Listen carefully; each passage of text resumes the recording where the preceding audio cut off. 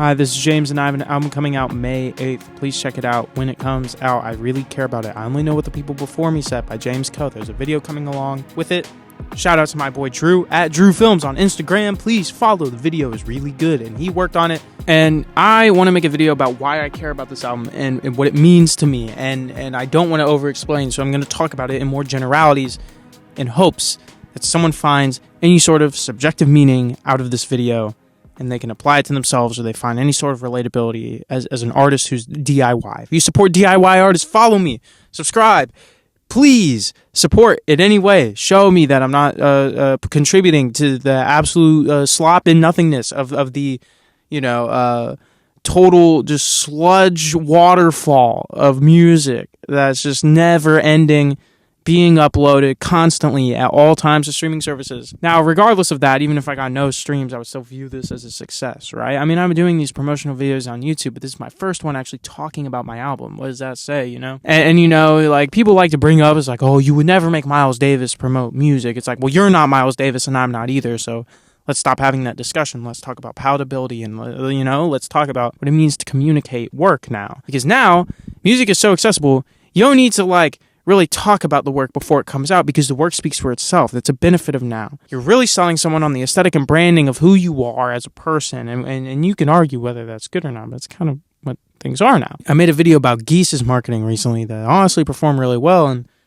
it's a lot of talking about that and how essentially I believe it's not, that's just an unfortunate thing. That is how things are, but I don't think we should be mad at an individual band for participating in that. And I really think that when it comes to promoting something, right? Promoting an album, what I'm doing right now, technically, it is inauthentic. Because if it were up to me, I wouldn't be doing this. But that's wrong because I don't know many artists who don't like talking. Why do you think I'm making these types of videos and not making 1,000 videos of me on TikTok a day, trying to do that strategy, whereas you do make 20 videos a day and you're kind of guaranteed success? To be fully transparent, I kind of like to prioritize which places I want to grow my content on because I care about who my audience is and why they follow. Because I know my type of music is not organically going to grow on TikTok. It's not going to organically grow probably on Instagram because I know what it is. I'm not unrealistic about what my music sounds like, and I know what it sounds like, and I know what's imperfect about it, and I know why I like it, and I know why other people might like it. I feel like there's a lot of pretend that goes on in that because when people talk about music being subjective, a lot of times people understand that as you listen to something and you have an entirely different reaction to it, not just based off of familiarities to the sounds, but there's some sort of inherent quality about it that makes you react differently.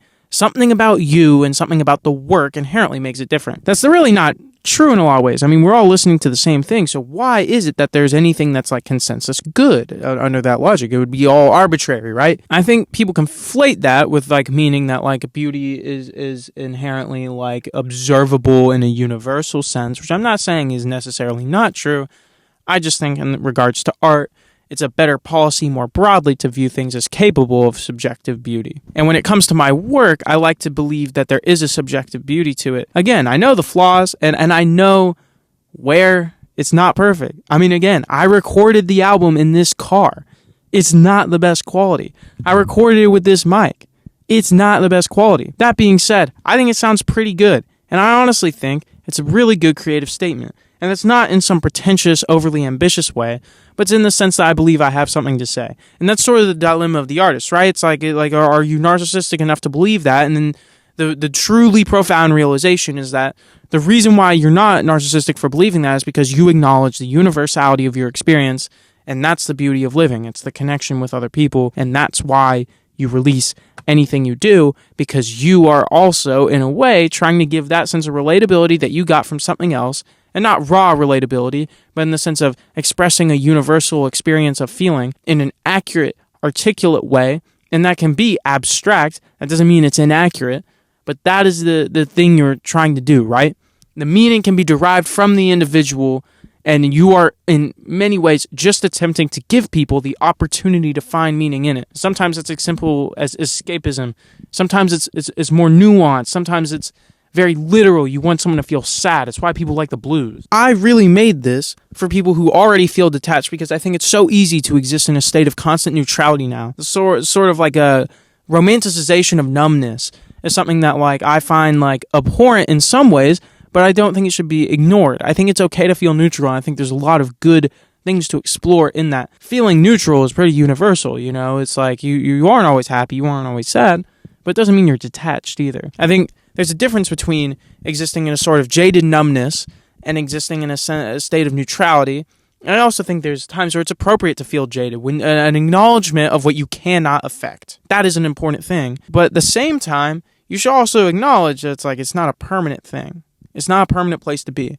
Very rarely do you want the place you are at to be the permanent place. And really, if I'm trying to be fully honest, a lot of the album is me finding these moments in myself where I was either pushing against that sort of detachment and balancing that with emotions that either believed I should be experiencing and actually were experiencing. So the authenticity of it comes from the earnest attempt I'm making and communicating that attempt. And the reason why I sort of have an empathy for people who can't find that. And I empathize with people who don't make that attempt, because it's like there's not that much separating me, right? From those individuals. And what I really hope the album does, more than anything else, is that it reminds me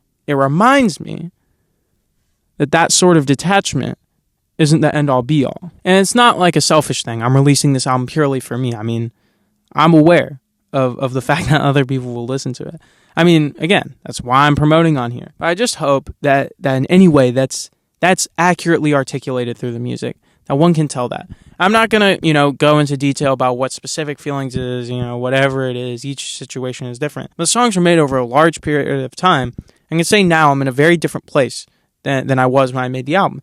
And that's a good thing in a lot of ways. It's not perfect, it's just different. And it's weird because I finally started making music again that's different, and it's a whole different feel, and I'm really excited about it, separate from the album. The album's been done for a while now, and some of the songs have been done for like over a year. It's strange because normally I don't function that way. Normally I like to finish something and release it as soon as I can. Very rarely do I like to hold on to stuff for that long. I know it's like pretty typical for a lot of other people, but it's not typical for me. And that's kind of what matters. I mean, this is my own thing. This is my own work. I did it all myself. And I care about that. I care about the fact that it's that level of authentic. The only thing I didn't do myself with this is the music video, because I could not do what Drew does. And I have to, I acknowledge that.